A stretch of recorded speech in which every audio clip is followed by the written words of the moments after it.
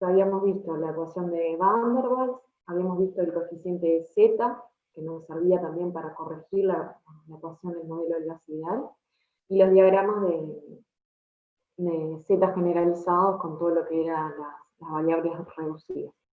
Entonces, una de las cosas principales que observamos con los gases reales es que en determinadas condiciones vemos un cambio de fase. Nosotros podemos llegar a pasar al gas del estado propiamente gaseoso al estado líquido. ¿Sí? Entonces, eso es lo que vamos a ver un poquito en la clase de hoy.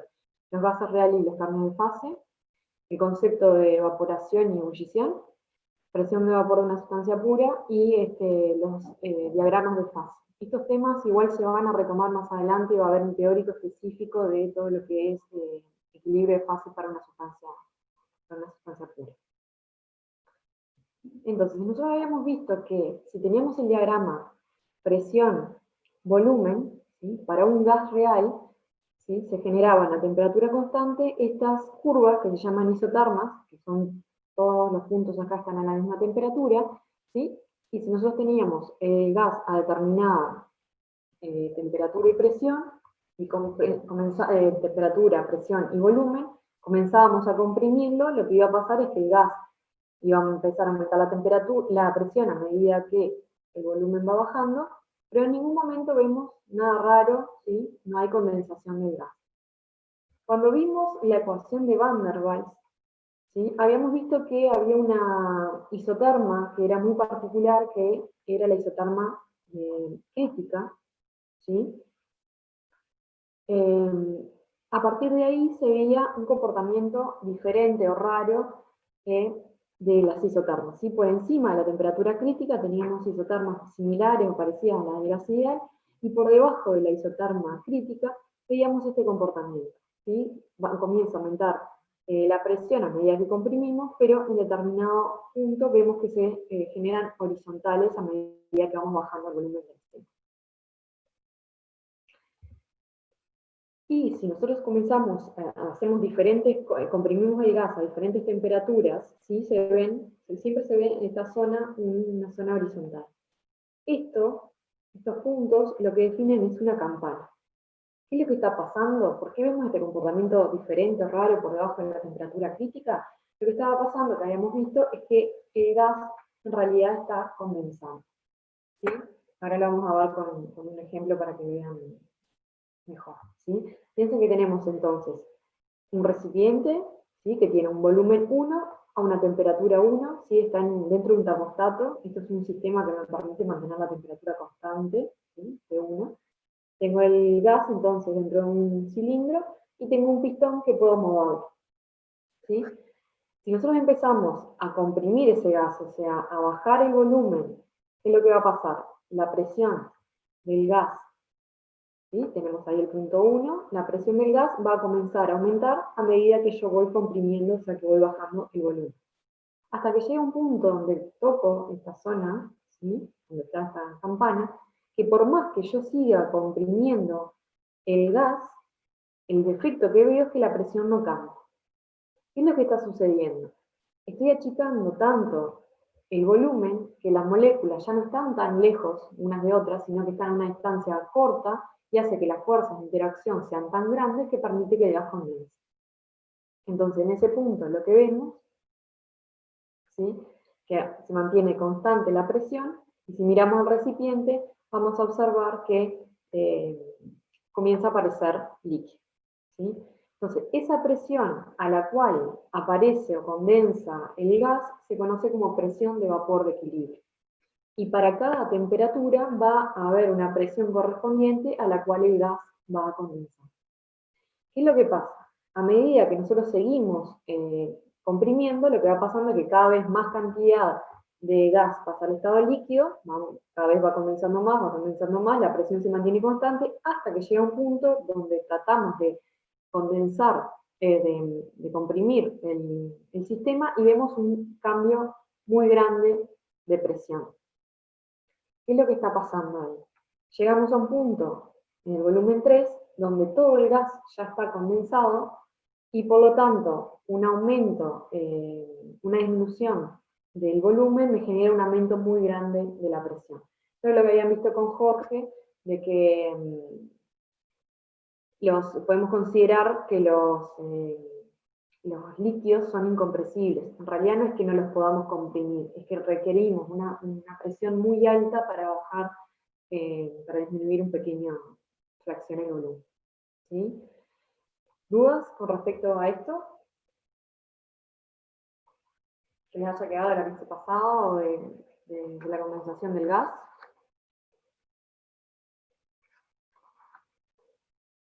Ahí están hablando por el chat. Sí, ahí va. Si un líquido le hago vacío, se hace gas, se produce gas. Bien, bueno, eso lo vamos a ver con los diagramas. Y lo que pasa es que nosotros estamos acostumbrados a que cuando tenemos un líquido y pasa al estado gaseoso, siempre estamos pensando en un aumento de la temperatura. Pero vamos a ver que nosotros podemos pasar del estado líquido al estado gaseoso disminuyendo la presión. ¿Sí? Entonces sí, se puede pasar del estado líquido al estado gas, sigue haciendo vacío, o sea, disminuyendo la presión. Ahora vamos a ver el diagrama y cómo hacemos eso. Incluso esa metodología de pasar del estado líquido al gaseoso haciendo vacío se emplea en una técnica que hay de secado que es la liofilización. No sé si alguna vez escucharon hablar de ese proceso, liofilización. Sí, en analítica se lo ve en el teórico, Ahí va. pero por arriba. Ahí va. Sí, es un método de secado que se hace a bajas temperaturas. Es para preservar los componentes. Se utilizan alimentos y en la industria farmacéutica. Ahora le voy a mostrar un poquito cómo es que se hace ese proceso y se ve con este diagrama. ¿Verdad? Sí, era como para cuando no caramelizaba, o no me acuerdo bien, pero sí algo habíamos visto. Claro, algo de la idea es que si, por ejemplo, tengo una sustancia que es termolable y se degrada con la temperatura y yo la quiero secar, no la puedo calentar. Entonces lo que hago es liofilizar. Es un proceso donde se congela primero el agua y después con vacío, o sea, a baja presión, el agua pasa del estado sólido al estado gaseoso directamente. ¿No? Pero ahí vemos un cambio de fase que se da por bajar la presión. Entonces, ¿cuál es la utilidad de estos diagramas? Que en función de las coordenadas de presión, volumen y temperatura, o sea, si nosotros ubicamos un punto en este diagrama, podemos saber en qué estado va a estar. Si va a estar en estado gaseoso, si va a estar en estado líquido, o a su vez si va a estar en equilibrio, en estado líquido-vapor. Eso es lo que nos permite. Y lo que podemos ver es que debajo de toda esta campana son todos puntos de equilibrio líquido-vapor. Tenemos diferentes presiones de equilibrio de vapor, presión PV, en función de la temperatura. ¿No? Entonces, si nosotros queremos condensar un gas, la presión que tenemos que ejercer va a depender de la temperatura y viceversa. ¿No? Bien, entonces ahí surgen algunas definiciones. ¿Sí? Por un lado, que es presión de vapor de equilibrio, que es lo que ya lo que recién vimos, presión a la cual líquido y vapor están en equilibrio a una determinada temperatura. ¿Ah? Si volvemos al diagrama, esta es la presión de vapor. Presión a la cual el líquido y el vapor están en equilibrio a una determinada temperatura. ¿Cuándo decimos que un líquido entra en ebullición? Cuando la temperatura a la cual la presión de vapor es igual a la presión externa. Ahora vamos a ver un poquito cómo entender eso. Y a su vez definimos lo que es la temperatura de ebullición normal, que es la temperatura de ebullición cuando la presión externa es una atmósfera. Entonces, ahora les voy a mostrar una tablita de presión de vapor y vamos a entender las definiciones. Por ejemplo, acá hay unos ejemplos de valores de presión de vapor en milímetros de mercurio a 20 grados. ¿Sí? Tenemos el mercurio y me dice que el valor de presión de vapor a 20 grados es 0,0012 milímetros de mercurio. ¿Qué quiere decir? Que si yo tengo mercurio líquido, cuando la presión del mercurio gas, vapor, sea 0,0012, van a estar en equilibrio mercurio líquido y mercurio gas a 20 grados. Hay un concepto similar con el agua. Si yo tengo agua líquida, ¿sí? Para que esté en equilibrio agua líquida y agua vapor a 20 grados, tengo que tener una presión del agua vapor de 17 milímetros de mercurio. ¿Ah? Entonces, cuando hablamos de temperatura de ebullición, ¿a qué nos referimos entonces? Vamos a poner el ejemplo de temperatura de ebullición normal. Para el caso del agua, ¿cuál es la temperatura de ebullición del agua? Si tuvieran 100 que grados centígrados. 100 grados centígrados. ¿Siempre? ¿Vale 100? No, depende la altura, por ejemplo, ¿no? De dónde estés Y geográficamente. ahí va, ¿y de qué afecta qué nos afecta? Claro, la presión. La presión. Entonces piensen, la definición me dice, el agua va a entrar en ebullición cuando su presión de vapor sea igual a la presión externa. De la temperatura a la que entra en ebullición el agua va a depender justamente de la presión externa. Si nosotros consideramos que esa presión externa es una atmósfera, ¿sí? Piensen que a 20 grados la presión del agua es 17 milímetros de mercurio. Para que entre en ebullición, la presión de vapor del agua tiene que ser una atmósfera, o sea, 760 milímetros de mercurio. Eso lo que hace es que la única forma es que tengamos que aumentar la temperatura, ¿sí? Y cuando llega la temperatura a 100 grados, ahí la presión de vapor del agua es igual a 760 milímetros de mercurio o una atmósfera, ¿sí? Y a eso le llamamos la temperatura de ebullición normal. ¿Qué es lo que pasa? Si nosotros vamos a La Paz, Bolivia, la presión atmosférica no es cercana a 1, es inferior. ¿Estamos de acuerdo? ¿Cuánto menos? ¿Tiene idea más o menos cuánto es la presión? En La Paz, por ejemplo, en Bolivia, la presión atmosférica es muy distinta a 1. Bien, por ahí Según Google, sí, sí.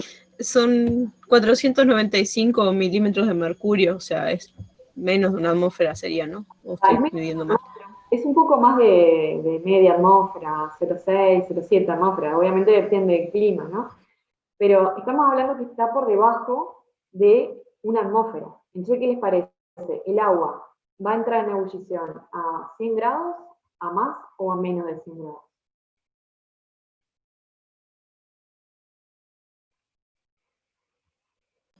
Y a menos, ¿no? Llega antes a la presión. Ahí va, llega antes a la presión. Nosotros para que el agua entre en ebullición, necesitamos que la presión de vapor del agua alcance la presión atmosférica, que es inferior a 1, entonces a una temperatura más baja va a alcanzar esa presión de vapor. ¿Tá? Y esa es la temperatura de ebullición del agua en esa zona. ¿Sí? Entonces va a depender de la presión externa. Por eso la pregunta anterior, si yo puedo pasar de líquido a gas haciendo vacío. Claro que sí, porque ¿qué es lo que estoy haciendo al hacer vacío? Modificando la presión externa. Si yo tengo agua y hago vacío y me queda una presión externa de 0,1 atmósfera, ¿sí? Obviamente que el agua va a pasar del estado líquido al estado gaseoso a una temperatura mucho más baja.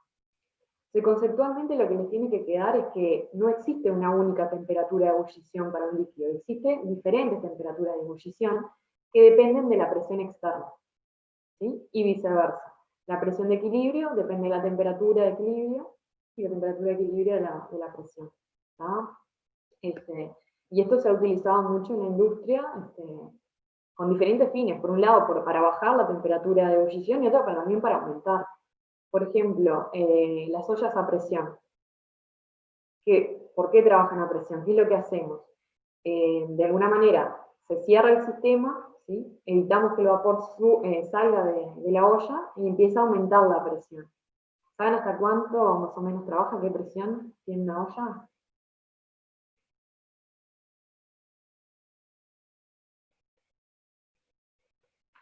Anda alrededor de 2 atmósferas, más o menos. O sea, alcanza dentro de la olla a presión. Entonces, si yo estoy aumentando la presión dentro del sistema, estoy modificando la temperatura a la cual va a entrar en ebullición el agua. Entonces, lo que hago con eso, con la olla a presión, es aumentar la presión y me va a aumentar la temperatura de ebullición. Entonces, logro trabajar o cocinar los alimentos a temperaturas mayores. Anda alrededor de 120 grados la presión, la temperatura de equilibrio cuando la presión es 2 atmósferas para el agua. ¿Tá? Y obviamente si tengo un alimento va a ser mucho más rápido cocinarlo cuanto mayor sea la temperatura. ¿Tá? Capaz que a nosotros no nos hace tanto la diferencia, pero en países, justamente cuando lo que hablábamos, en La Paz, donde el agua entra en ebullición a mucho menos de 100, cocinar lleva mucho tiempo. ¿Tá? Entonces es bastante importante este tema y hay muchas aplicaciones prácticas para que toman estos conceptos. Bien, y después fíjense acá en la tablita también tenemos el CO2, ¿sí? Que nos dice que para que esté en equilibrio, ¿sí? El CO2 líquido y el CO2 gas a 20 grados, la presión tiene que ser casi 43.000 milímetros de mercurio. Esto es alrededor de 56 atmósferas más o menos.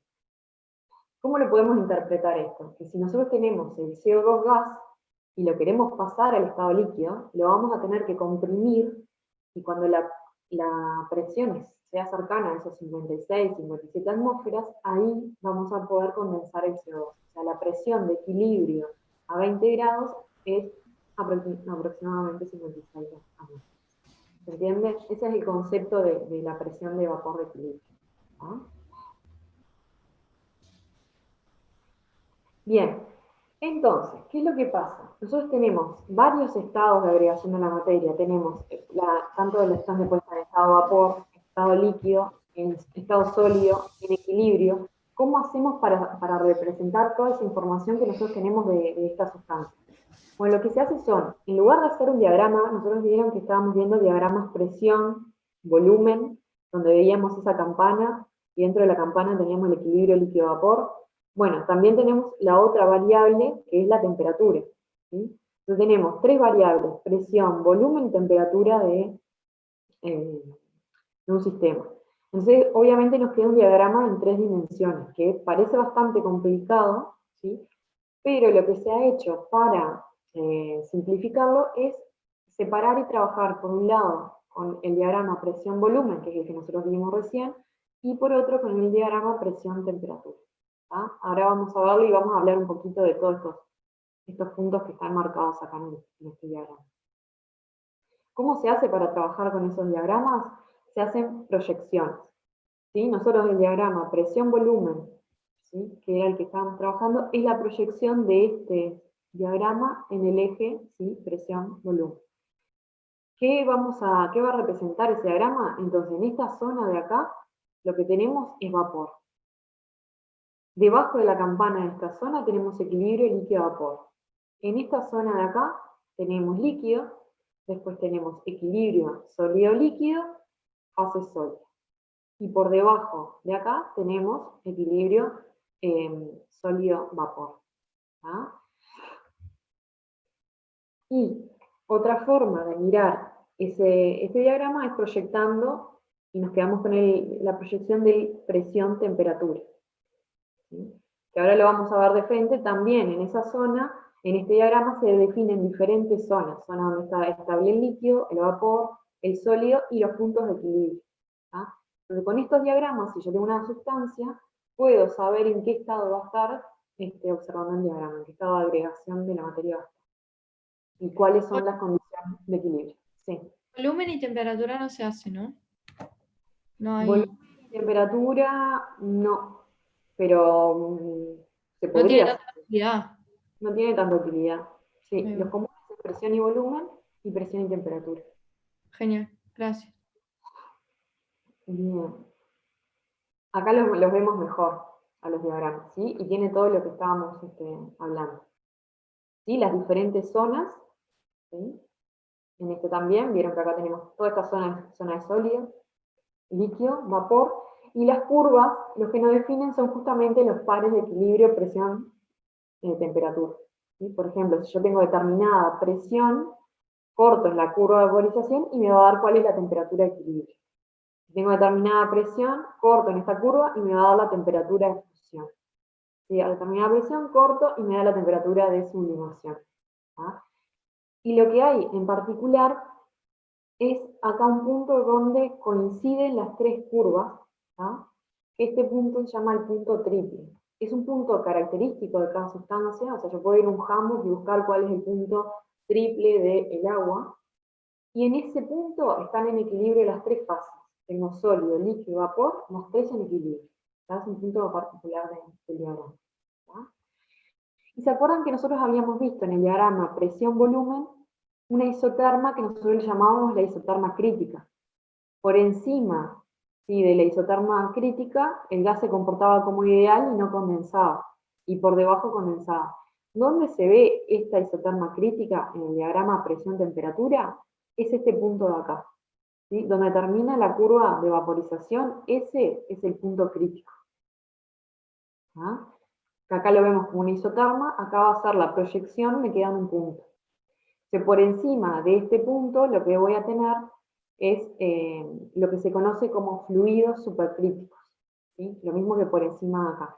Yo ya lo había dicho en la clase pasada. Es como otro estado de la materia donde la sustancia se comporta en algunas partes como líquido y otras partes como vapor. O sea, las características, las propiedades físicas de ese estado son diferentes que del vapor y del líquido. Es como una mezcla. Se utiliza mucho el CO2 supercrítico, ya lo había dicho, para hacer extracciones, por ejemplo, de sustancias de interés, de uso alimentario, que yo si no quiero utilizar un solvente orgánico para extraerlo de alguna matriz, puedo utilizar, por ejemplo, CO2 supercrítico, es bastante utilizado. Y en algunas materias, los que hagan alimentos, hay una materia que es grasas, aceites, y creo que ahí hablan sobre fluidos supercríticos, bastante interesante. ¿Ah? Este tema lo vamos a retomar, o sea que va a haber una unidad entera de trabajar con estos diagramas y cómo se representan estas curvas, tienen ecuaciones donde se van a trabajar y predecir, así que es un tema que lo vamos a retomar más adelante. Como ejemplo, les muestro acá el diagrama de fases del agua, ¿tá? Y algunos puntos interesantes de esto. Por ejemplo, el punto triple, que les decía del agua, es un punto definido, está a 0,06 atmósferas y 0,01 grados, y ese es el punto triple del agua. Después si agarramos la presión de una atmósfera y cortamos, ahí podemos sacar, por un lado, lo que era, lo que decía, la temperatura de ebullición normal, que para el agua es 100, y también la temperatura de fusión normal del agua, que es 0, ¿sí? Lo que nosotros conocemos el hielo como se forma 0 grados. ¿Tá?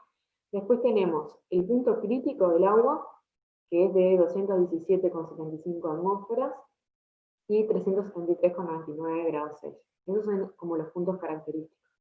De lo que les decía hoy, si nosotros estuviéramos en La Paz, en Bolivia, y queremos saber la temperatura de ebullición del agua, ¿cómo hacemos? Bueno, fijamos la presión atmosférica, que es en esa zona, alrededor de 0,8, habíamos dicho 0,6 más o menos.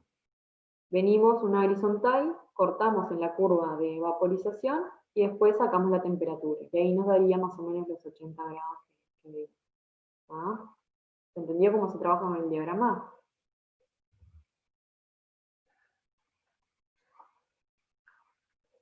Sí.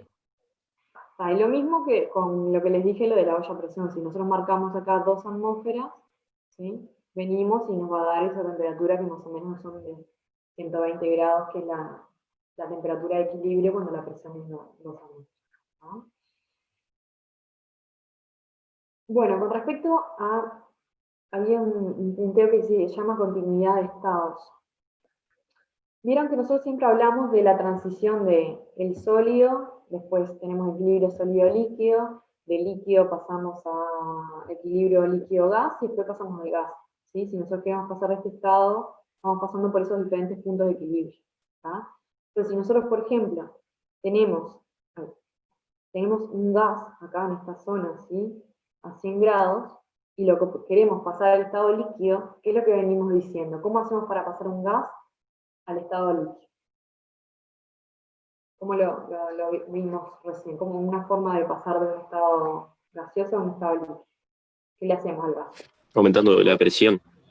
Aumentando la presión, ¿tá? Eso es lo más fácil, ¿no? Vengo acá, empiezo a aumentar la presión, empiezo a subir, cuando llega, corto la curva, ahí me empieza a condensar el gas, y si sigo comprimiendo, en un momento lo voy a tener como líquido. ¿Tá? Era el diagramita que habíamos visto hace unas transparencias atrás. Tengo una duda. Sí. O sea, ¿se podría pasar de estado líquido a sólido aumentando la presión también o no tiene sentido? Y depende, vas a tener que ir más, va a depender de una cosa. ¿Viste esta curva, esta recta de acá que tiene una pendiente negativa? Puede terminar Sí. también una pendiente positiva. Ah, La pendiente es muy vertical. claro. Si en este caso que la pendiente es una pendiente negativa, fíjate que el líquido no hay ninguna forma de que yo aumentando la presión pase al estado sólido. Pero sin embargo, Claro. si tengo la curva con una concavidad positiva, puedo pasar del estado líquido al estado sólido. El tema es que esa curva es tan vertical que tendría que hacer un aumento de presión muy grande para pasar. Claro. Está bien, Pero entendí. otra cosa sí sería moverme en diagonal, ¿no? Bajar la temperatura y subir la Claro. presión. O sea, no siempre Sí, me ahí tengo que... podrías, Claro, no hasta siempre me bajando tengo la temperatura podrías pasar de gas a sólido, ¿no? que... A ver, O de sea, si gas bajás la temperatura, bajando la temperatura acá. Gas a claro, sólido. ¿Sí? Sí, obvio. Es lo que pasa con el, que ahora lo vamos a ver, con el dióxido de carbono, el hielo seco, en realidad es el dióxido de carbono solidificado, que lo que pasó es esto, ¿sí? Pasamos de gas a sólido. Por eso cuando se saca el hielo sólido, se ve como que se forma como que un vapor, que lo que está pasando es que el sólido se está vaporizando, el CO2 está pasando a gas, ¿no? claro, eso sería presión atmósfera. O sea, con otra presión capaz que podrías tener dióxido de carbono líquido, o no se podría. Sí, ahora lo vamos a ver, sí. Por eso, la forma de saber en qué estado lo voy a tener es conociendo el diagrama de la sustancia. Yo miro el diagrama y conozco los puntos característicos. El que me define si yo lo puedo tener en estado líquido o no a temperatura, a presión atmosférica, es el punto triple. Ahora lo vemos bien con el CO2. Pero sí, mirando el diagrama nosotros podemos predecir eso, en qué estado va a estar a condiciones atmosféricas, ¿no? Bien, entonces lo que decíamos es que si nosotros vamos aumentando la presión, podemos pasar del gas al líquido, ¿sí? Y en un punto vamos a ver el equilibrio, o sea, en un momento vamos a ver que tenemos el líquido y el gas simultáneamente. Pero acá hay algo particular, que podríamos llegar a pasar del estado gas al estado líquido rodeando el punto crítico. Entonces fíjense que ahí en ningún momento cortamos la curva de vaporización. Entonces en realidad esta es una transición tan pequeña, o sea, tan suave, que no vemos efectivamente una interfase. No vemos el punto exacto cuando se pasa de un estado al otro.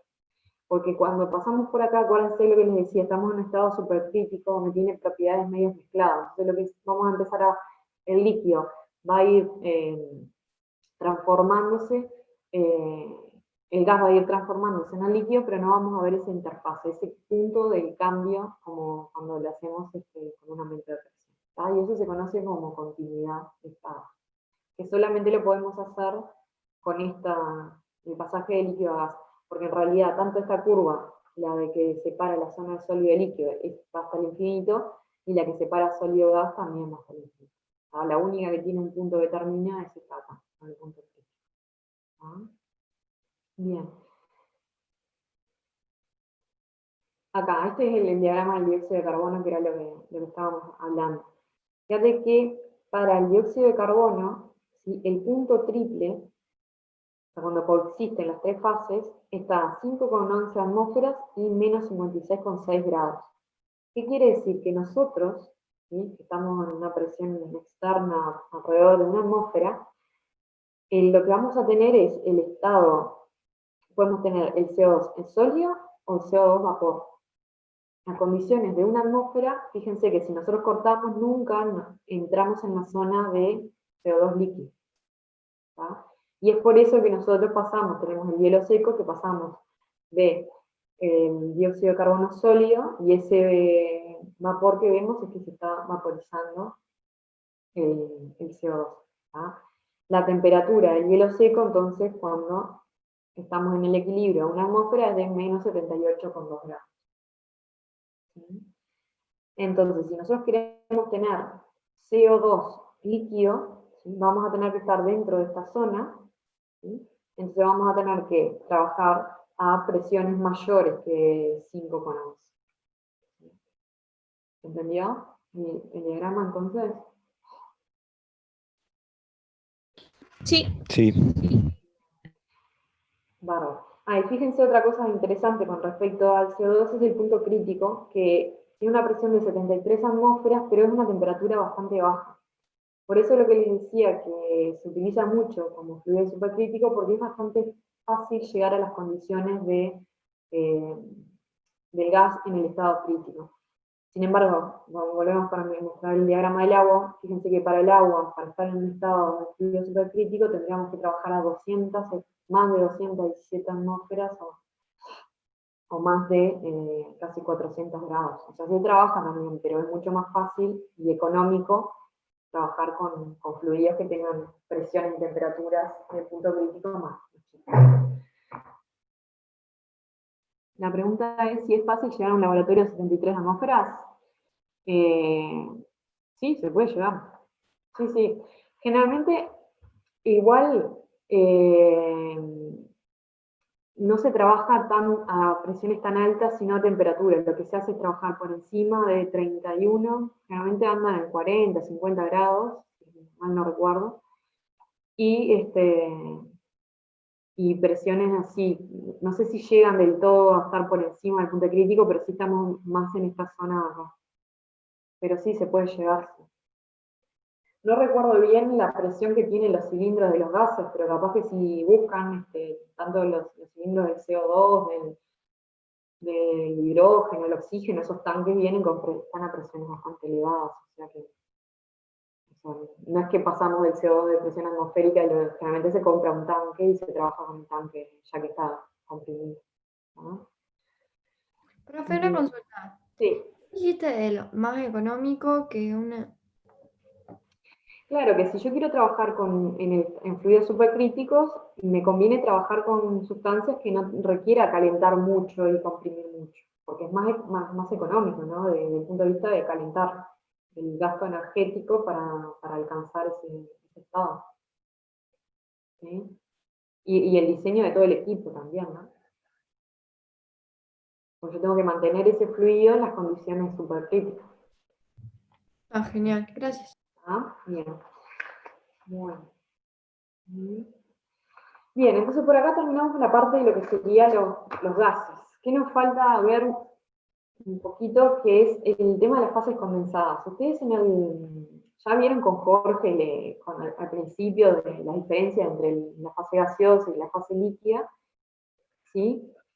Y nosotros en el laboratorio vamos a trabajar en particular viendo la viscosidad de los líquidos, ¿tá? Y vamos a hablar un poquito del coeficiente de expansión térmica y compresibilidad de líquidos y sólidos. Una de las características que hace que sean diferentes las fases condensadas es que las moléculas están tan cercanas entre sí que las fuerzas de interacción son muy grandes, ¿sí? Entonces, todos los que eran los modelos que teníamos nosotros para los gases y todo, que tenían suposiciones de que las moléculas estaban alejadas y todo eso, ya se nos vuelve imposible. Es muy difícil encontrar una ecuación generalizada para todos los líquidos, porque el comportamiento de los líquidos, las propiedades de los líquidos va a depender de las interacciones, ¿sí? Y eso va a depender de cada molécula. Entonces es muy difícil predecir o generar una ecuación general. Entonces no hay ecuaciones como la del gas ideal o de Van der Waals para los líquidos y menos para los sólidos. Bien, vamos a ver un poquito el concepto de viscosidad, que es muy importante para los líquidos. ¿Qué entienden por viscosidad? Eso un poco lo hablaron también con Jorge. ¿Cuándo surge, o cuándo me importa saber la viscosidad de un líquido? ¿Qué voy a ir a hacer con ese líquido que me importa la viscosidad? ¿No es la resistencia que le hace el recipiente al fluido? O sea, a la velocidad del fluido o algo así. Anda por ahí, ahí va, hay palabras ahí, que es resistencia y fluido. Y es cuando No es nosotros... ¿Sí? ¿Vale? No es como que cuánto resistencia tiene a moverse el líquido cuando le aplicás una fuerza mecánica o algo así. Ahí va, Como ¿tá? Perfecto. ¿Tá? La viscosidad surge cuando nosotros queremos poner en movimiento un fluido, ¿no? ¿Por qué? Porque nosotros vamos a necesitar aplicar una determinada fuerza para que ese fluido se mueva, ¿tá? Y cuanto más viscoso sea, más fuerza le vamos a tener que aplicar. ¿Tá? De ahí viene el concepto de viscosidad. ¿Tá? Generalmente hablamos de viscosidad de líquidos, pero pero también otros fluidos son los gases. ¿Sí? Los gases también tienen viscosidad, porque también necesitamos aplicarle energía para que se ponga en movimiento. ¿Tá? Bien, entonces vamos a ver el concepto de viscosidad los métodos de medida, algunos datitos, algunos ejemplos. ¿Qué les parece? ¿Cuál es la relación entre viscosidad y densidad de un líquido?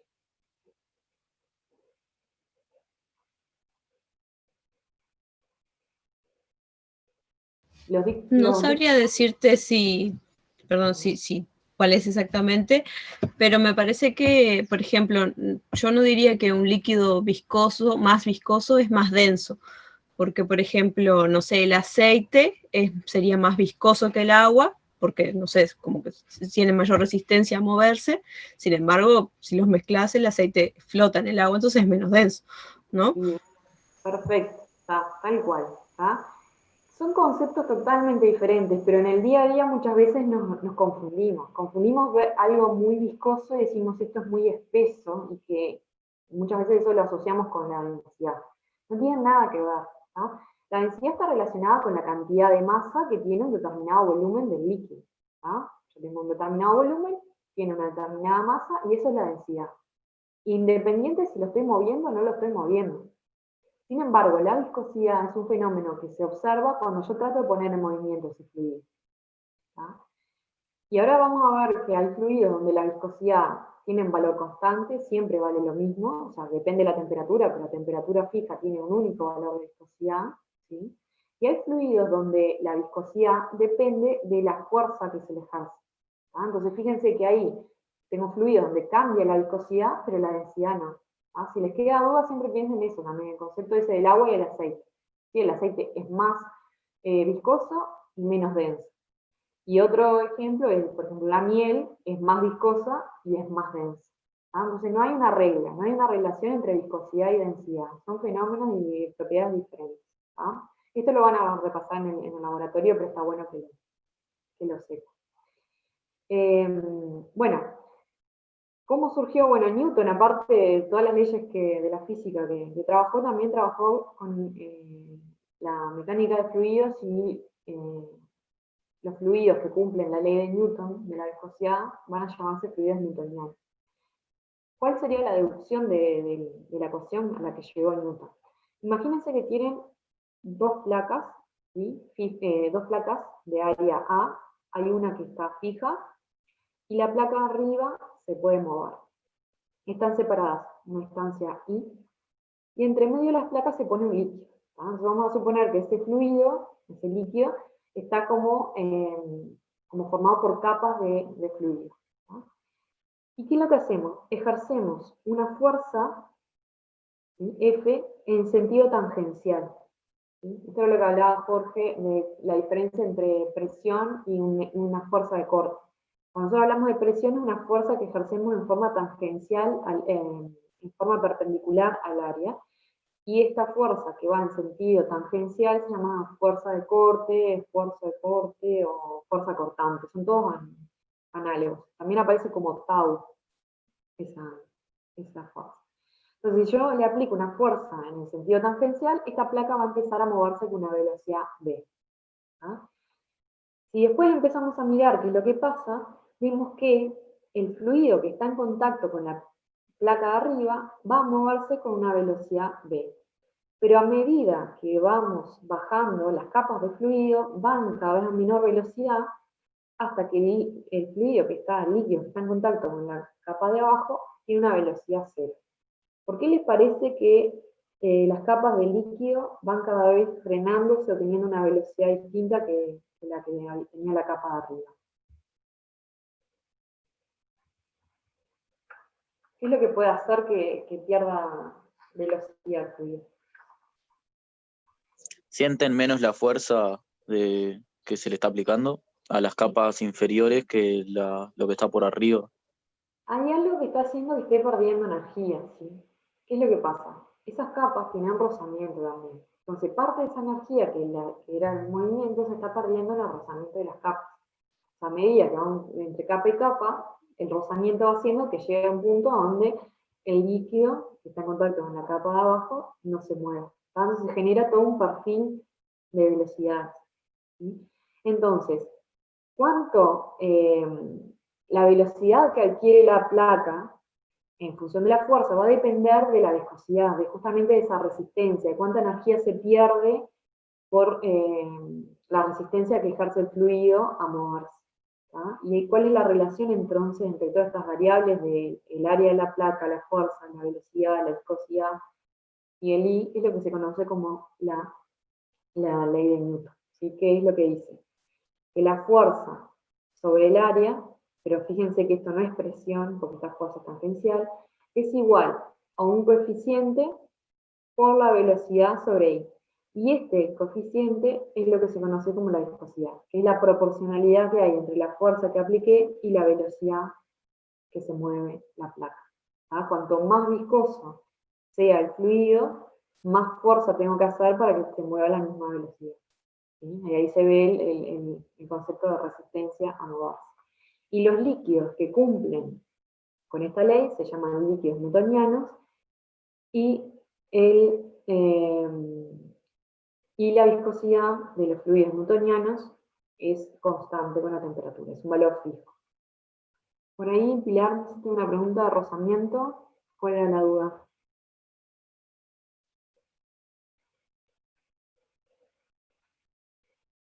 Ah, está, perdón, está, bien, pensé que había quedado una duda de rozamiento. Está, bien. Entonces, nosotros podemos llegar a representar esto en un diagrama, ¿sí? Fíjense que acá está lo que yo les decía, esfuerzo de corte, o esfuerzo cortante, que esto sería fuerza sobre área, y acá en el eje de las X sería la velocidad, que se llama también de cizalladura, porque es una velocidad de corte. ¿tá? Es esto. En el eje de las Y grafico esto, y en el eje de las X grafico esto. Para el caso de fluidos newtonianos, ¿qué forma matemática va a tener esto? Esto es una constante. Si mu es una constante.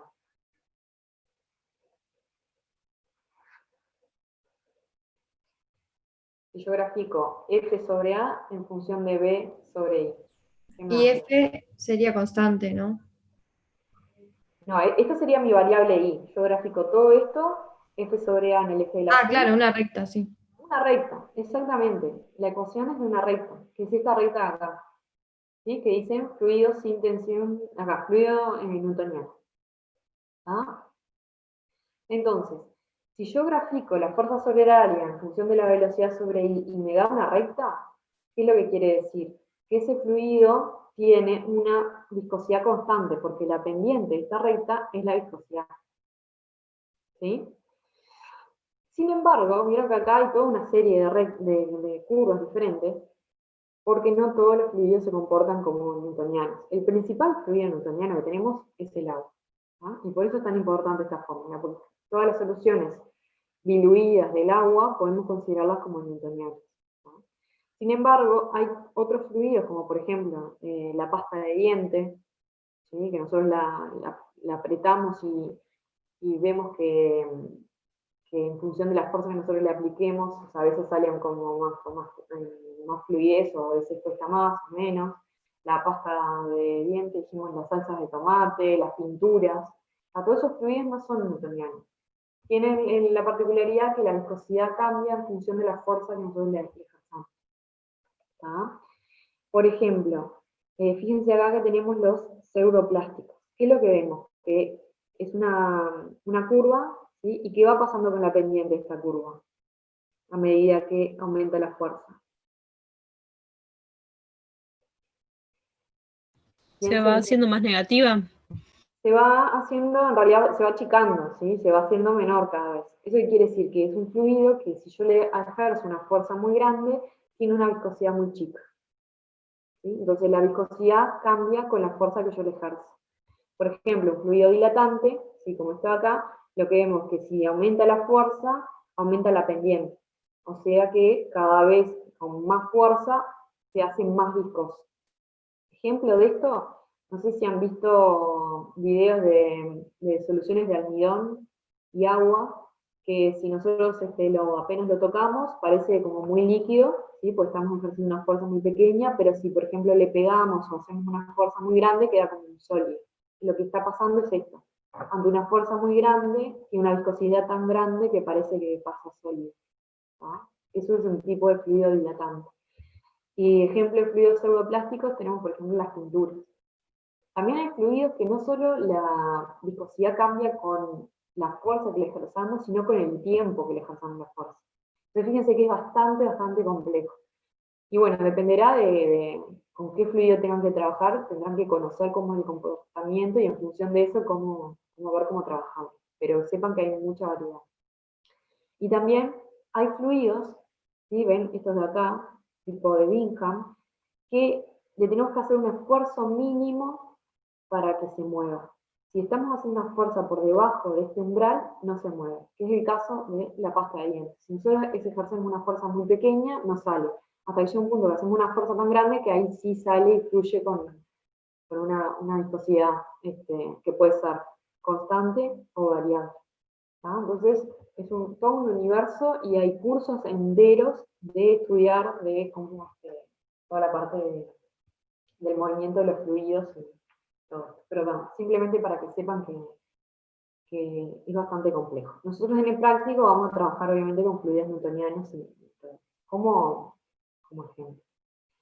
¿Cómo hacemos para medir entonces esa viscosidad? Va a depender del líquido, del tipo de líquido y qué es lo que pasa con las fuerzas. Y acá, por ejemplo, hay algunos viscosímetros. Este es un viscosímetro rotacional, que tenemos algunos en el laboratorio, que lo que hace es girar una pieza y calcula la fuerza que tiene que hacer el equipo para mantener girando esa pieza a una determinada velocidad, y en función de eso lo relaciona con la viscosidad.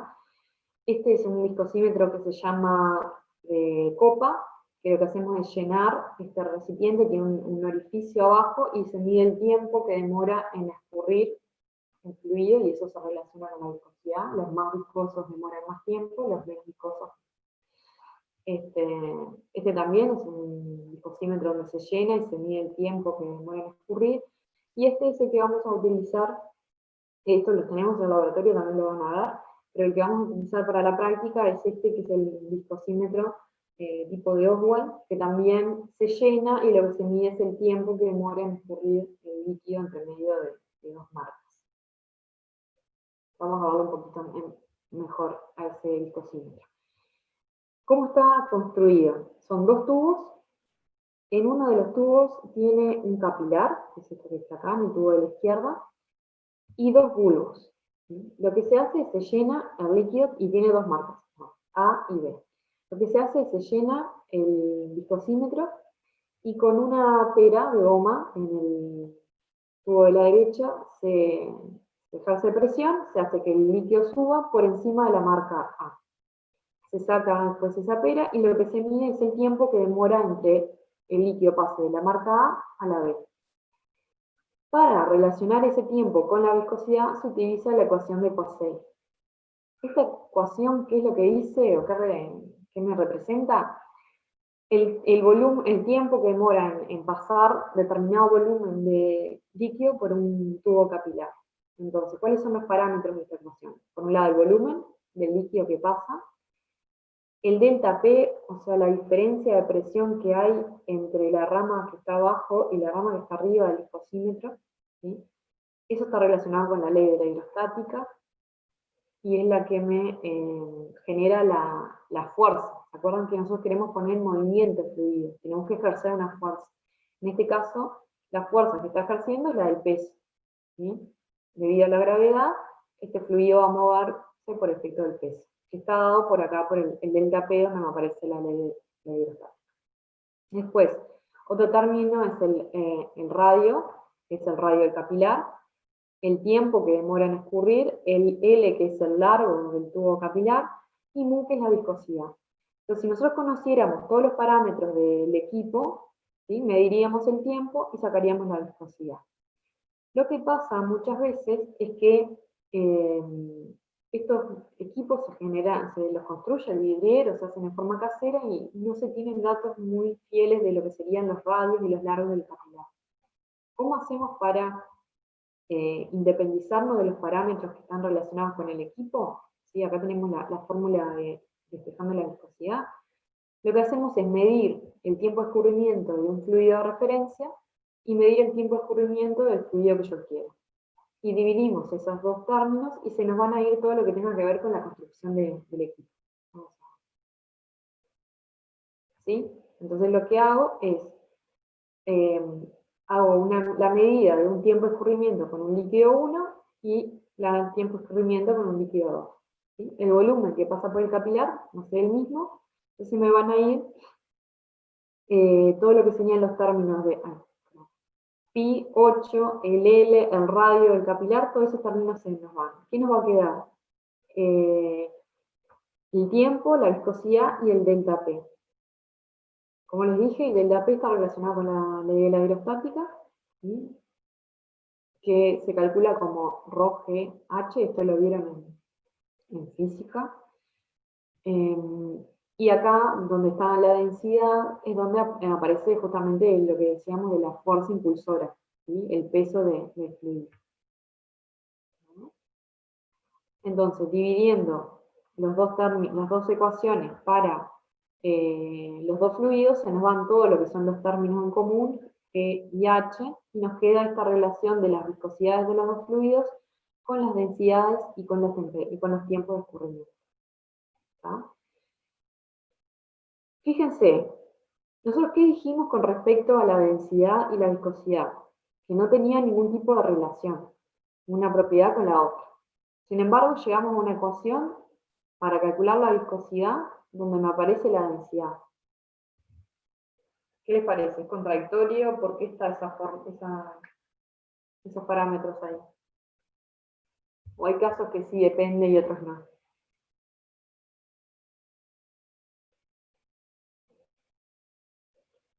¿Tienen alguna idea? ¿No va por el lado de que el fluido está sometido a la gravedad, el tema ese de la densidad?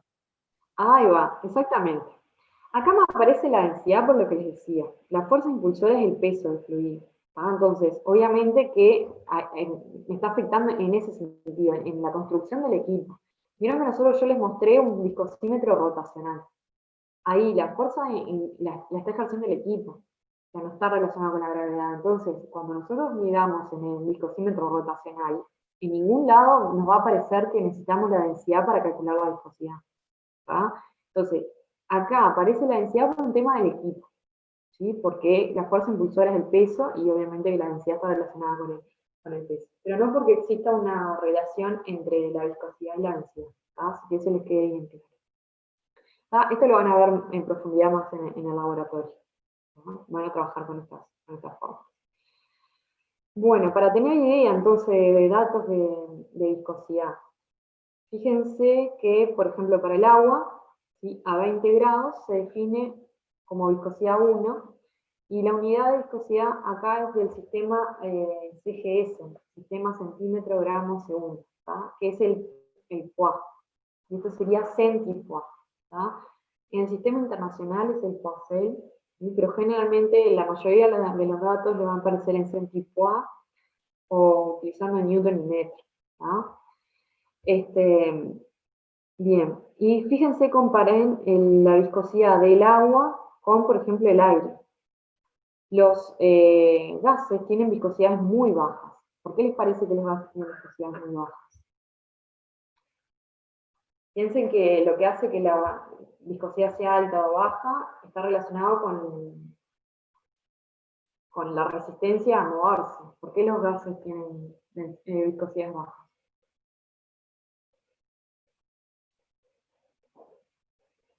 Porque es más fácil mover un gas que mover un líquido, no sé. Sí, ahí va, y acá Gabriel, bien, dice, sus moléculas están muy separadas. Está bien, es eso. ¿Sí? Las moléculas de gas están muy separadas, o sea, están muy separadas, las fuerzas de atracción entre ellas son, son débiles, ¿sí? Los choques entre ellas son bastante, o sea que los choques generan pérdida de energía. Si están muy separadas, eso hace que la viscosidad sea baja. Es mucho más fácil mover un gas que un líquido, ¿no? Tiene que ver con eso, con el rozamiento. Bien. Después otra cosa interesante que vemos, por ejemplo el agua. Tenemos dos datos a diferente temperatura. Al aumentar la temperatura, la viscosidad baja. Bueno, ¿Por qué baja la viscosidad? ¿Qué es lo que estoy haciendo al aumentar la temperatura? ¿Qué le pasa a los líquidos? ¿Qué propiedad estoy modificando?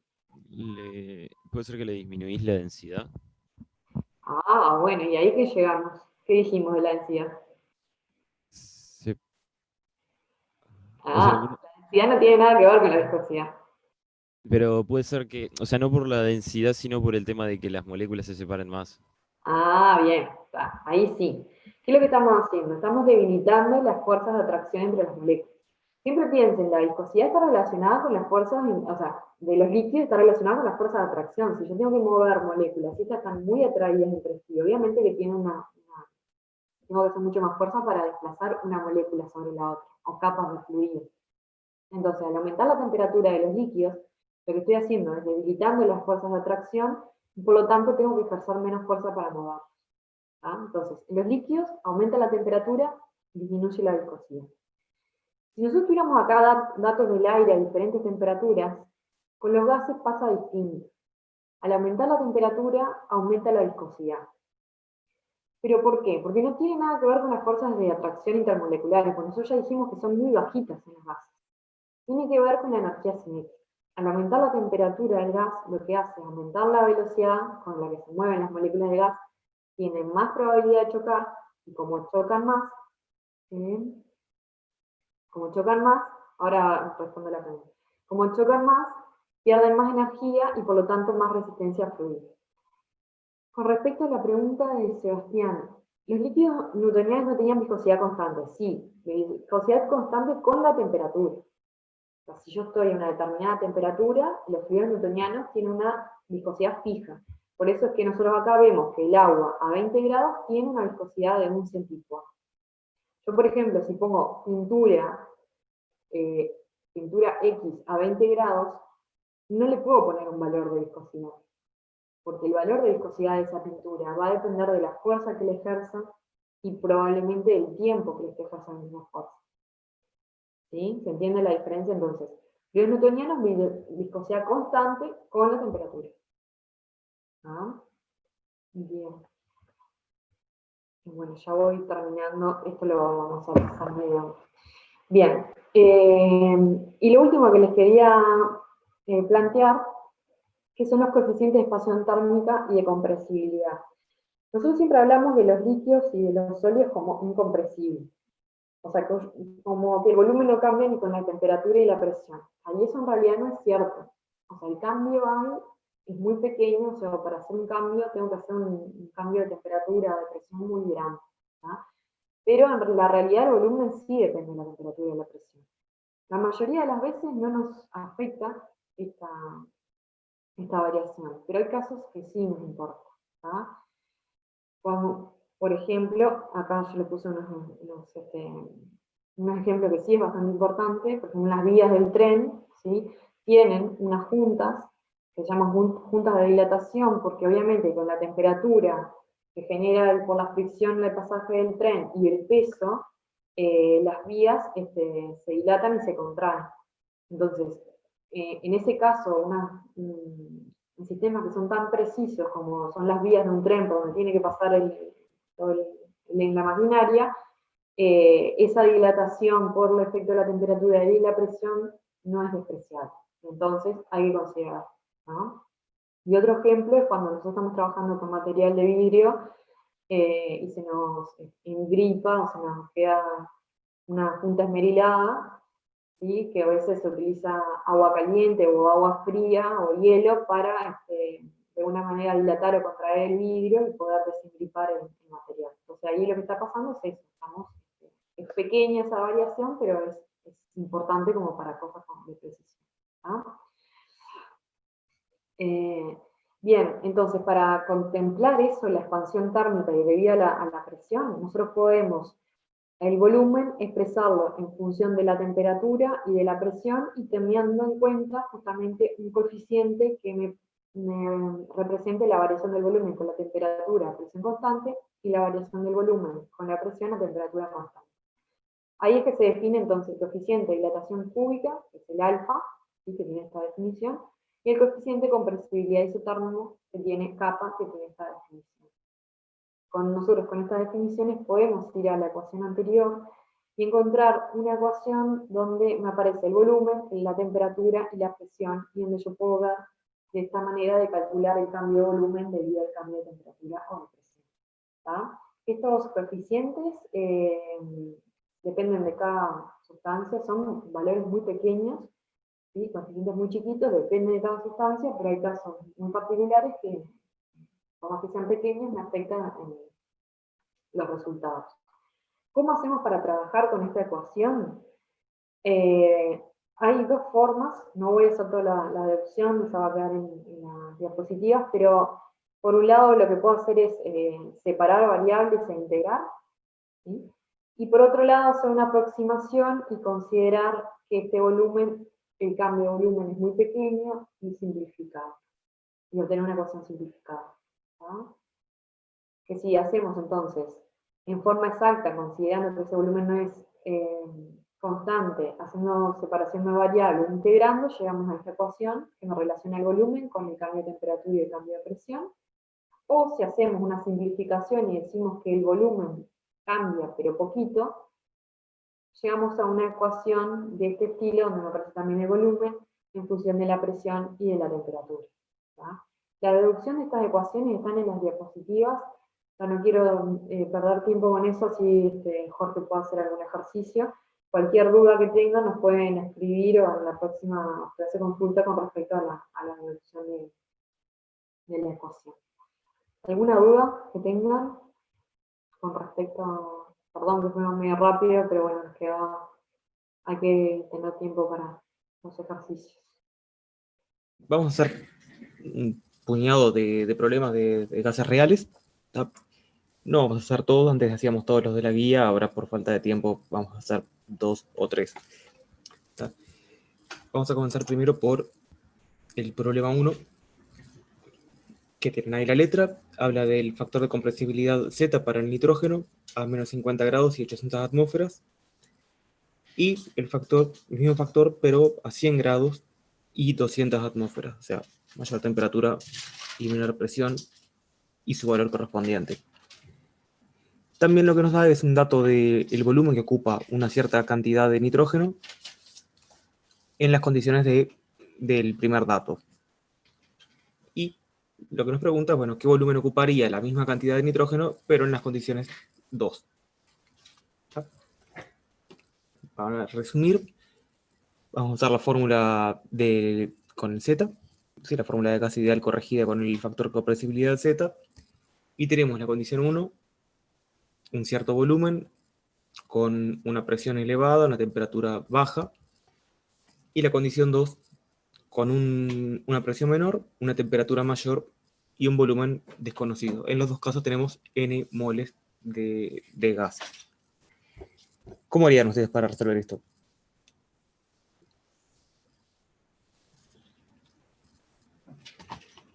Si alguien tiene alguna sugerencia. Con la condición 1 allá los moles y después los usás para la condición 2 despejando el volumen, ¿puede ser?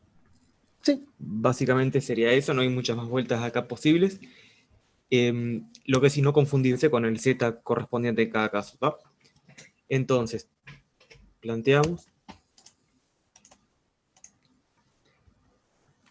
despejamos N de la fórmula de gas ideal esa con Z, y calculamos para la condición 1, ¿sí? Con la presión correspondiente, el Z, todo, y llegamos a los moles que estaban contenidos inicialmente. Como son iguales a las de la segunda parte, ahora calculamos el volumen con este número de moles para la condición 2. Despejamos volumen, reemplazamos N por el valor que tenemos calculado, y nos da el volumen que ocuparía en la segunda condición. ¿Sí? Simple, problema como para acostumbrarse a la ecuación, acostumbrarse al tema Z, con la ventaja que ya tenemos del valor de Z. ¿Tá? Vamos a ver en el problema siguiente cómo podríamos determinar ese Z si no fuera un dato de letra o si nos cayera, no sé, del cielo. El problema 1 quedó claro, ¿no? Por las dudas, antes de seguir. Sí. Bien. Bueno, el problema 3 ahora sí es un poco más complejo, pero plantea más o menos lo mismo. Tenemos un recipiente metálico de 50 litros, una garrafa, que contiene inicialmente un cierto gas a temperatura ambiente, 25 grados, no la temperatura ambiente de hoy, pero bueno, y 150 atmósferas de presión, típico cilindro de gas de laboratorio. Se abre la válvula del recipiente y se deja escapar el gas hasta que no sale más. Esto es una cosa que ya nos va a generar algún problema después. Nos pide calcular cuántos moles salen del recipiente luego de alcanzar el equilibrio térmico y comparando dos resultados posibles. Uno si lo consideramos como un gas ideal y la otra forma calculándolo como si fuera un gas real utilizando un factor de compresibilidad Z, para lo cual tenemos datos del gas, temperatura crítica y presión crítica. Bien, entonces, tenemos el recipiente, es el cilindro barra garrafa, abrimos hasta que sale el gas. Y la pregunta es, ¿hasta cuándo sale gas? Hasta que la presión de afuera es la misma que la de adentro. Exacto. O sea, uno de antemano podría llegar a pensar, bueno, sale hasta que queda vacío. Pero si queda vacío, en realidad la presión adentro del recipiente va a estar 0, versus la presión atmosférica, habría pasaje de gas de vuelta. O sea, no podría salir. Lo que lo impulsa a salir es justamente una presión mayor adentro del recipiente. Entonces, tenemos inicialmente la temperatura 25, la presión 150. Al final, lo que vamos a tener es la temperatura igual, porque dijimos que vamos a hacerlo lentamente para que se mantenga el equilibrio térmico, para que esté todo de igual temperatura. Y la presión interna va a ser de 1 atmósfera. De forma tal que el delta N, o sea, esa diferencia de los moles finales e iniciales, los finales en el recipiente y el inicial, después despejando podremos sacar cuánto se escapó, va a ser lo que tenemos que determinar. Bien, como gas ideal, ¿qué planteamos?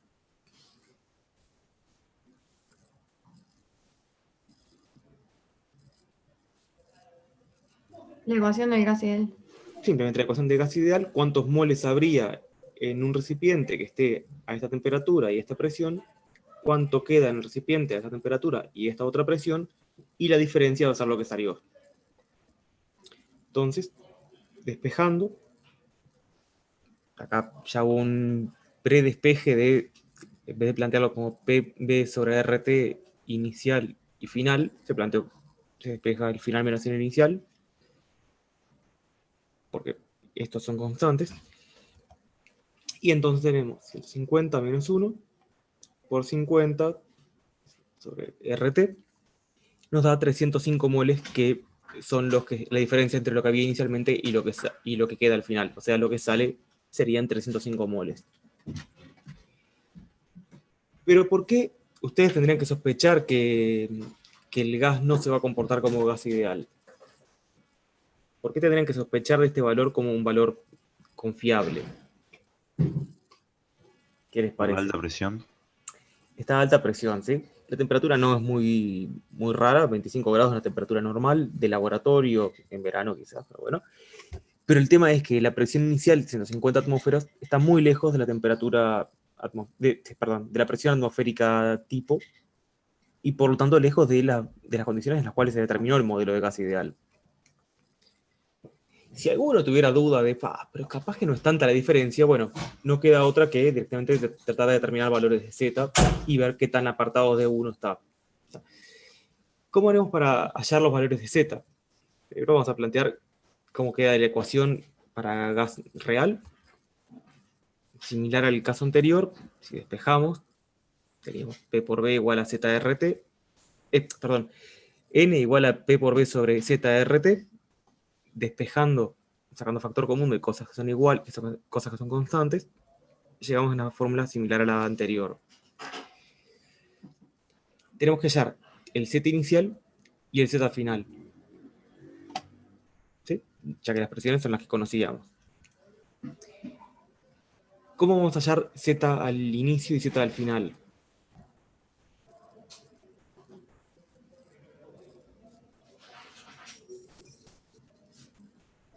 ¿De una tabla capaz? ¿Qué tipo de tabla?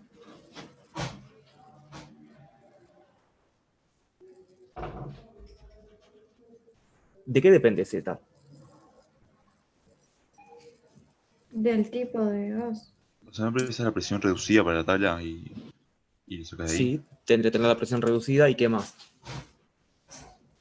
¿Solo de la presión depende Z? La temperatura y el volumen. Claro, depende de varias cosas. O sea, una tabla tendría que tener demasiadas columnas, digamos, como para tratar de extrapolar. Pero ¿qué es lo que tenemos en lugar de tablas para determinar Z?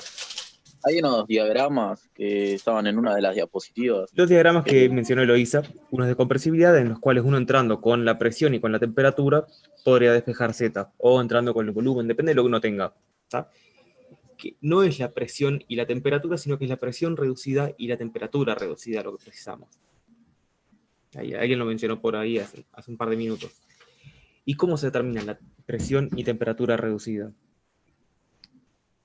Los valores de presión dividido la presión reducida y el valor de temperatura dividido la temperatura reducida. La temperatura crítica, ¿no?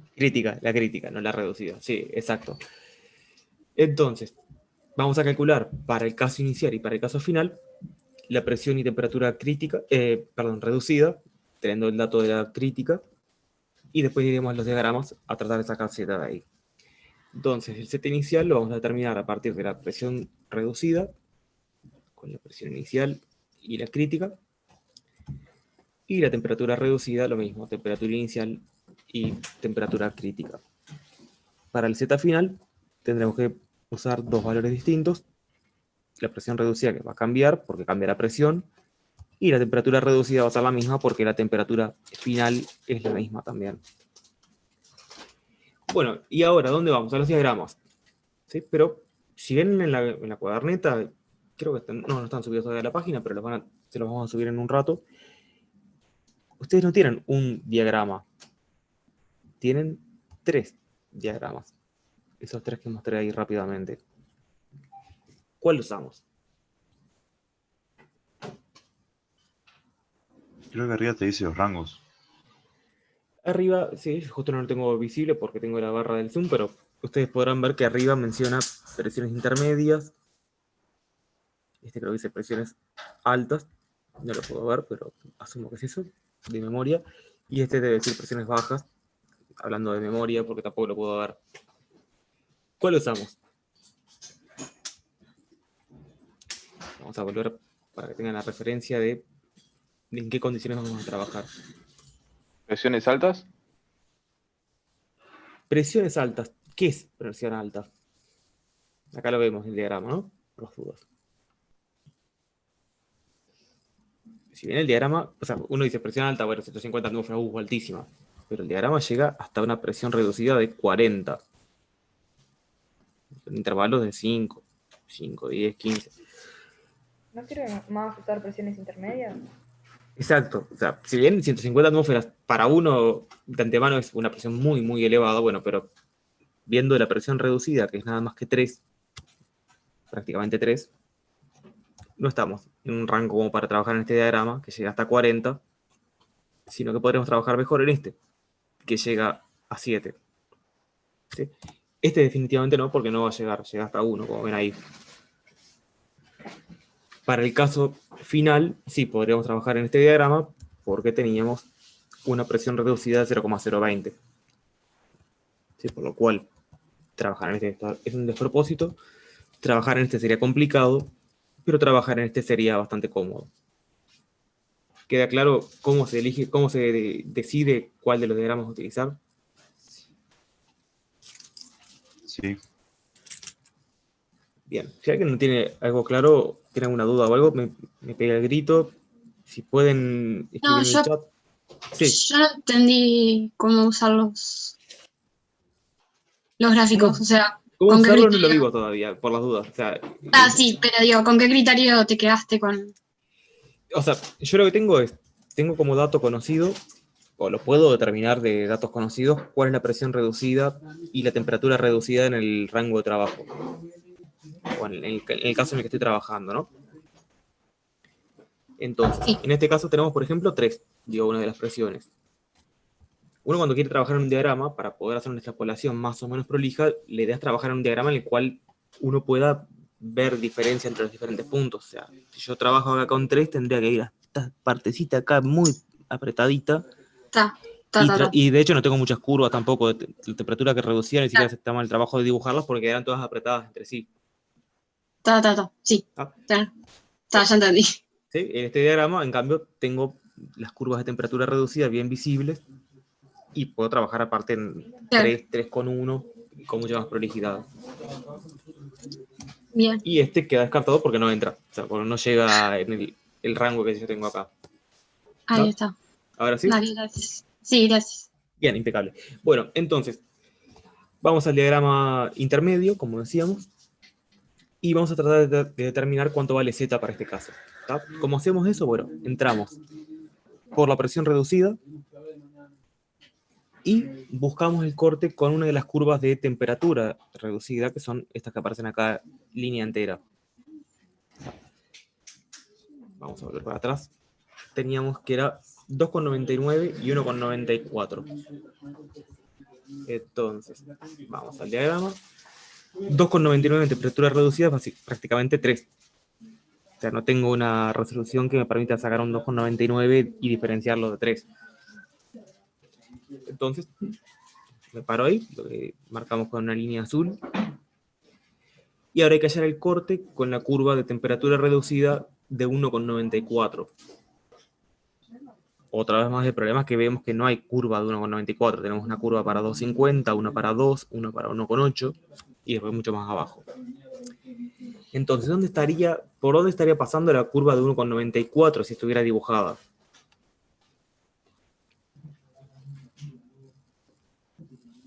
Entre la de 1,8 y 2, perdón. Evidentemente estaría entre la de 1,8 y 2, y si uno supiera dónde está la curva, bueno, claramente tendría que estar también más pegada a la de 2 que a la de 1,8. O sea, por el medio de las dos pasaría una de 1,9, un poco más cerca de la de 2 estaría la de 1,94 o 1,95 si se quisiera. Y bueno, entonces, ¿cómo hacemos acá para estimar por dónde pasaría la curva? Tenemos la de 2, tenemos la de 1,8, y acá, ya que hay bastante rango, digamos, o sea, uno puede visualizar bien la distancia que hay entre los dos puntos como para estimar. ¿Ven ahí el mouse? Yo tendría que pararme a una altura más o menos por acá. O sea, la puntita del mouse, no sé si la pueden ver ahí. Ahí desapareció. Más o menos por ahí estaría, ¿no? Sí, bien. Lo voy a dibujar con un zoom de PowerPoint. Tengo la curva de 2 por acá, la curva de 1,8 por acá. La curva de 1,94 estaría a una distancia tal que si la distancia entre los dos es X, estaría a 3/4 X de la de 1,8. Si no tuviera el diagrama impreso en tamaño póster, uno podría medir tranquilamente, bueno, si esto mide, no sé, 5 centímetros, vamos a hacerlo más fácil. Si esto midiera 6 centímetros, la curva de 1,94 o la de 1,95 estaría a una distancia de 4,5 centímetros de la de 1,8. ¿Queda claro eso? Sí. Bien, de vuelta, si a alguien no le queda claro, pegue el grito. Bueno, entonces, sabiendo que va a estar a esta altura, más o menos, ahí uno lo estima a ojo, vamos a ir siguiendo desde esa altura a leer el valor de Z en el eje Y. O sea, el zoom sería a partir de acá, y el diagrama grande sería a partir de ahí, que está más o menos a 3/4 de distancia de la curva de 1,8, y podríamos llegar a ir hasta acá y ver cuánto es ese Z. Y acá tenemos, si vamos a contar los cuadraditos, 1, 2, 3, 4, casi 5. Para no darle demasiada precisión que no tenemos realmente, por lo menos no en esta escala, decimos que bueno, el Z va a valer 0,95. Alguno con un ojo muy, muy experto, muy pegado, de repente podría decir 0,945. Pero bueno, anda por ahí el valor de Z. ¿Quedó claro? ¿O repito algo?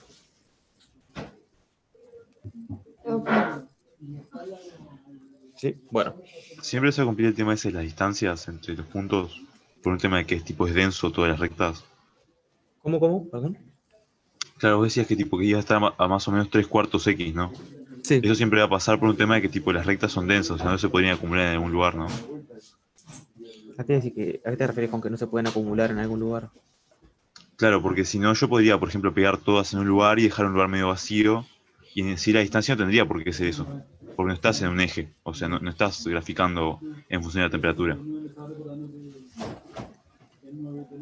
No No sé te si me logro explico. entender. No te logro entender. O sea, a ver, es un estimado igual. Uno asume que si hay una recta que pasa por acá y otra que pasa por acá, la que esté, por ejemplo, acá 1,25 debería pasar más o menos por el medio. Claro, ahí va, pero eso, o sea, pasa porque en sí tienes que tener todas las rectas, o sea, como... Todas tienen una separación entre sí. Mm. Más o menos grande, pero todas tienen una separación entre sí. Y de última, a ver, uno parte de la base que esto es un diagrama aproximado. O sea, esto es como para tener una idea rápida de qué tan apartado está del comportamiento ideal. Sí, sí. Con una precisión más o menos buena, según el gas que uno tenga, según el rango, será de un 5 hasta un 10-15%. Pero es para tener una primera impresión de, estoy muy lejos de lo que es un modelo de gas ideal o no. Si uno quiere diseñar un tanque y tener un cierto margen de seguridad, bueno, se puede ir a una cosa así. Si uno tiene que diseñar algo muy, muy preciso, bueno, como decía Luis el otro día, habrá que usar un modelo un poco mejor, como por ejemplo el Van der Waals. O sea, tomar datos específicos para ese gas y con esos datos específicos del gas, calcular el volumen del gas.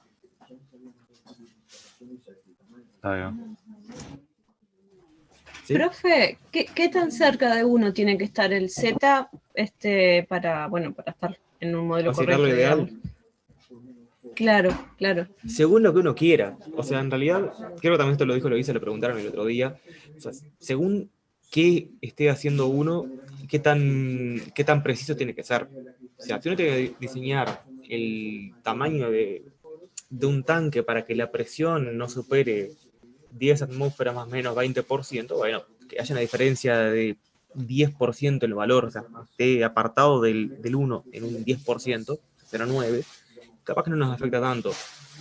Ahora, si uno tiene que diseñar el tamaño del tanque precisamente para que no supere por algún motivo, alguna reacción o algo, en más de un 3% el valor que uno diseñó, y va a haber una diferencia grande si el gas tiene un Z de 1 que si el gas tiene un Z de 0,8, porque a lo mejor ahí precisamos un tanque 20% más grande. Un tanque muy gigantesco, varios metros de altura. Impecable. Claro. Depende de lo que uno precise. Si uno tiene que calcular cuánto gas tiene contenido en un recipiente, porque es un gas hiper costoso, bueno, hay que tener capaz que cada dólar cuenta y cada estimación precisa cuenta más. Si hago un gas de uso común en el laboratorio, bueno, que haya más o menos 5% capaz no se va a notar. Uno lo perdería en una cañería defectuosa, por ejemplo. Y una pregunta, en un ejercicio que nos puedan plantear, ¿nos van a aclarar qué tanto podemos estimar o lo vamos a tener que sacar por deducción del problema? Si hay algún problema de este tema específico, como ha habido algunas veces en los últimos años, por lo general se pide determinar el resultado con una precisión de no menos de tanto por ciento. Y se va a trabajar en condiciones en las cuales haya una diferencia entre trabajar con un modelo de gas ideal y trabajar con un modelo de gas real. Pero el problema típico de termoquímica, por decir un ejemplo, que es una reacción que se puede dar en un vaso de bohemia en un laboratorio, típicamente ahí las condiciones van a ser como si fuera un gas ideal. Gracias. De nada. Bueno, ¿quedó claro cómo terminamos este primer Z? ¿No hay más dudas? Sí. Bien, entonces vamos rápido al Z final, que lo vamos a hacer de una forma similar, pero como ya dije antes, en el otro diagrama. El diagrama para presiones bajas. Porque era el valor de la presión reducida 0,020. ¿Sí? Entonces, bueno, vemos acá que está 0,1. 0,020 sería por acá. Ahí, si llegan a ver el puntero del mouse, sería ahí. O podría irme yo a este otro diagrama, que es un zoom de la parte superior de este otro, y trabajar con un poco más de precisión por acá. era 0,020, perdón, y si no me recuerdo mal, era 1,95 la temperatura reducida, ¿no?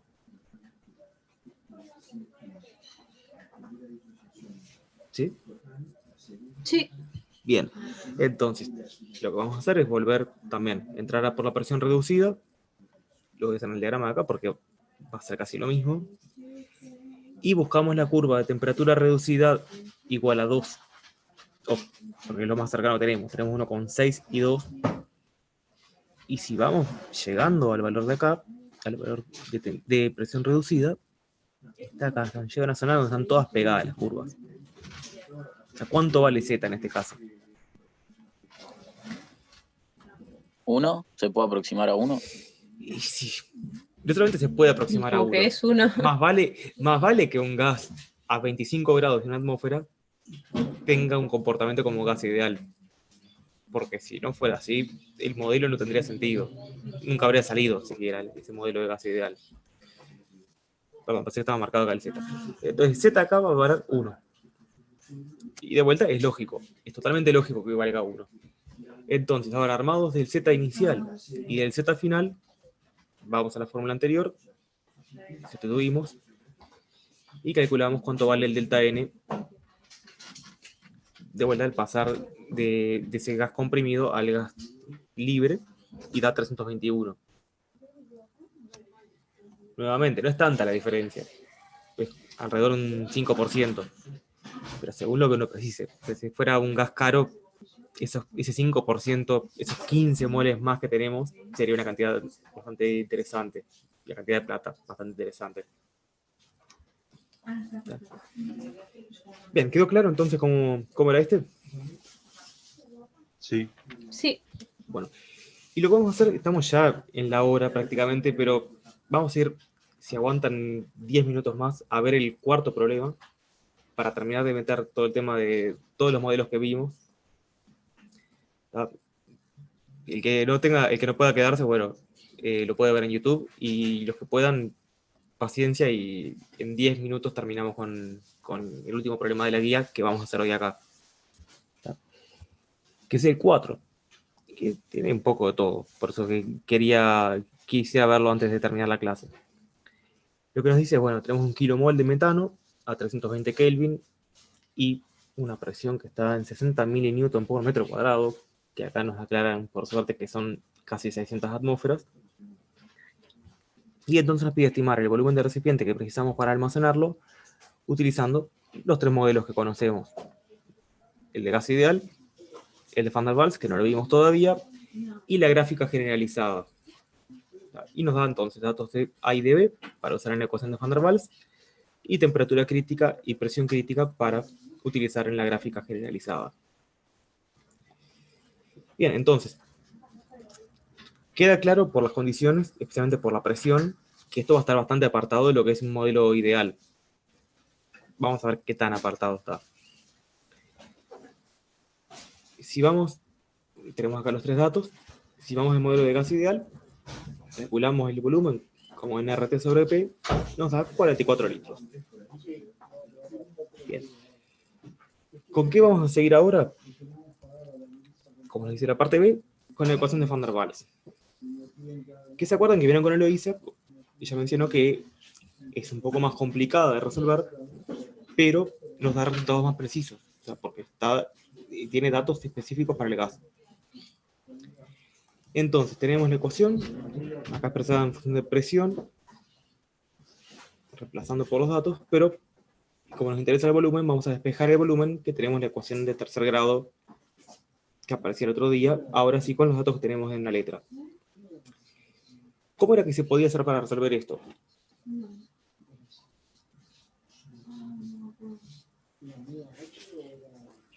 ¿Con la calculadora?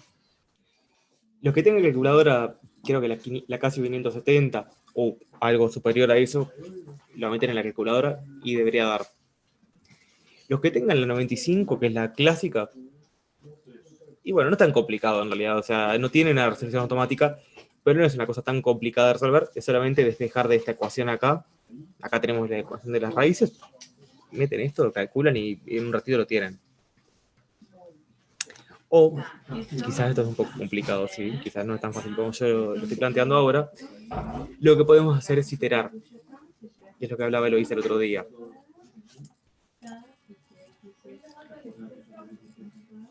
La 95 puede resolver, bueno, no me acuerdo del modelo de la calculadora, la gris clásica que tienen, la gris oscura clásica que tienen varios todavía, porque viene en La laboratorio. 82, esa es la que no puede. Esa, bueno. Hay muchos que tienen esa calculadora todavía, o sea, se ve mucho en el laboratorio, así que esa no puede resolver ecuaciones de tercer grado. ¿Qué tienen para resolverlo? Y bueno, iterar. O resolver la ecuación que les planteé más atrás, que no lo veo como algo factible. No lo intenten, no hagan el esfuerzo de hacerlo porque van a perder tiempo. ¿Qué significa iterar? Bueno, uno tiene que entrar a esta ecuación y tantear valores. Y verificar que dé la igualdad. O sea, implicaría entrar entonces, probar un volumen dado y ver si da igual a 0. Si no da igual a 0, si da muy lejos de 0, se prueba con otro volumen. Si se acercó un poco más, se sigue acercándose un poco más para ese lado. Si dio un resultado peor, se va para el otro lado. ¿Está? El problema número uno que uno tiene que tener cuando plantea una iteración, para no perder tiempo, es cuál es el valor inicial, con qué valor arrancamos la iteración. ¿Cuál elegirían ustedes? El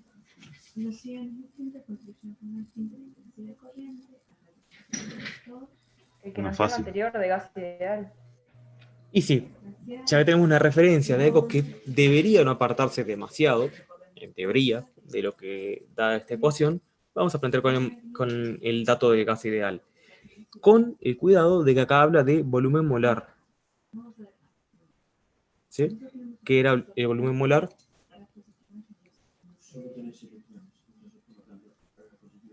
Volumen dividido en los moles. El volumen dividido el número de moles. O sea, si daba 44, vamos a trabajar con 44 sobre 1000, que eran los moles que había. Por lo tanto,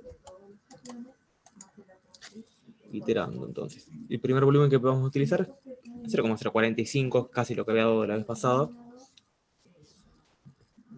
Y calculando, nos da que despejé para este otro lado, pasé el término independiente y me dio que 8,68 por 10 a menos 5 tendría que ser igual a 1,63 por 10 a menos 4. Claramente no son iguales. Así que claramente este volumen no es el volumen que hace cerrar la ecuación.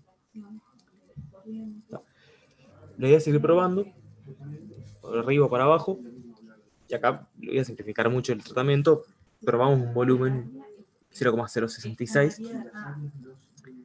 y ahí sí llegamos a que el término independiente se iguala al otro término, al término que dependía del volumen.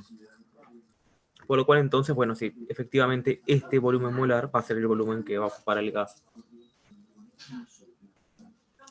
Por lo tanto, si ese es el volumen molar, el volumen del gas va a ser eso multiplicado por 1000, que eran los moles que había.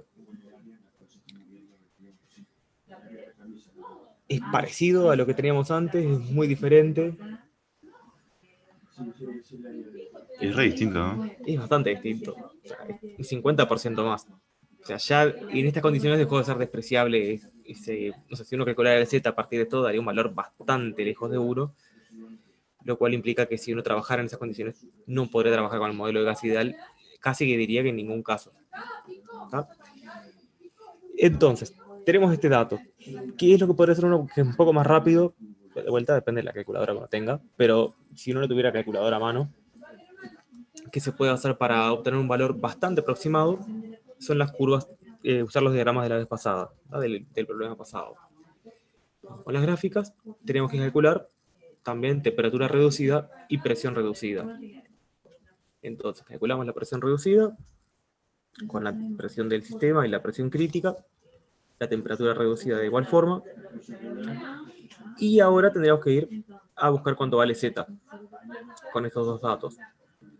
¿A cuál de los diagramas vamos?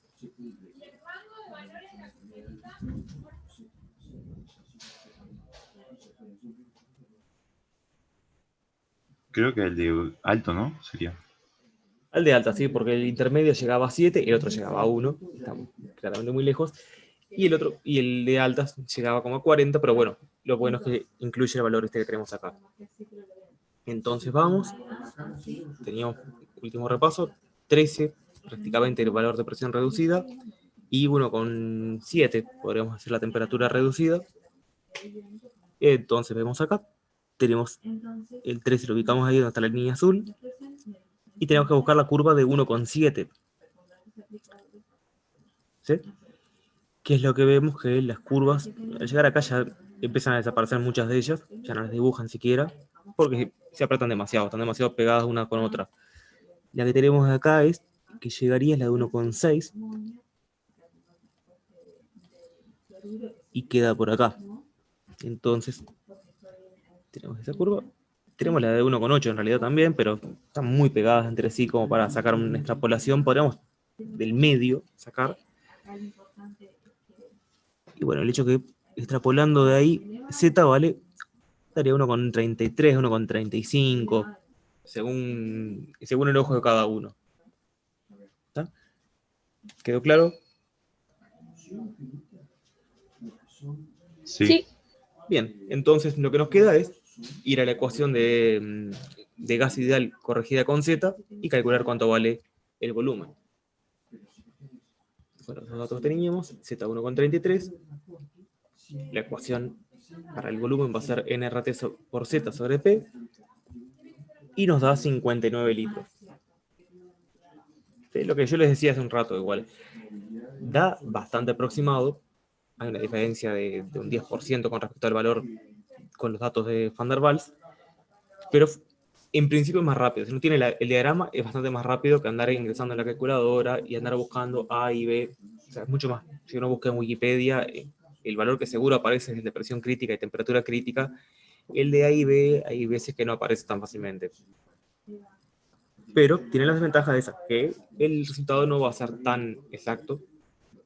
Va a haber una diferencia, en este caso un 10%, podría llegar a ser un poquito más, a veces puede llegar a ser un poco menos, pero bueno, nos da una primera idea. Bien, esto sería todo el problema 4 entonces.